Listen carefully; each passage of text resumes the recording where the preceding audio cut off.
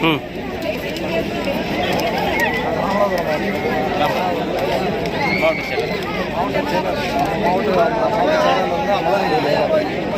மாநாடு நீங்கள் எப்படி இந்த மாநாடு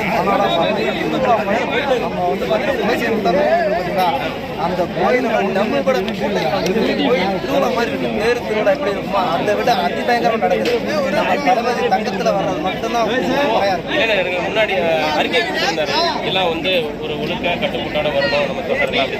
ஆனால் அதை விட அதிகமாக ஒரு ஒழுக்கமும் ஒரு நல்ல விதமாக இளைஞர்கள் வந்திருக்காங்க. எப்படி அவரோட பக்தியா இல்லை விஜய் பாலாஜி அவருக்காக எப்படி இந்த அளவுக்கு பாலாஜி மட்டும் வர்றாங்கன்னா அவருடைய ஒரு பாசம் தான்.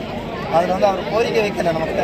அவர் வந்து சின்னதாக ஒரு வார்த்தை சொன்னாரே போதும். அது நம்ம இனங்கள்லாம் வந்து பார்த்தீங்கன்னா எல்லாருமே வந்து கட்டுப்பட்டு வருவோம். அந்த ஒரு வார்த்தை அந்த ஒரு இதுக்காக தான் இந்த கட்சியை நடத்தி. ஏன்னா மற்ற கட்சி பார்த்தீங்கன்னா ஒரு 10 ஒயின் ஷாப் நீக்கியிருப்பாங்க விஜய் பாலாஜி.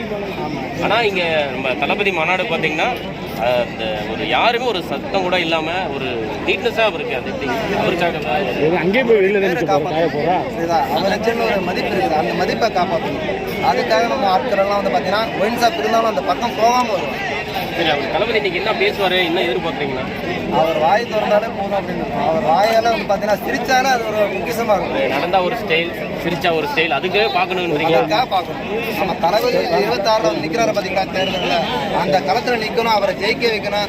அவர் களத்தில் வந்து பார்த்தீங்கன்னா நாகேஸ்வரா மலர் வந்து பார்த்தீங்கன்னா போடணும்.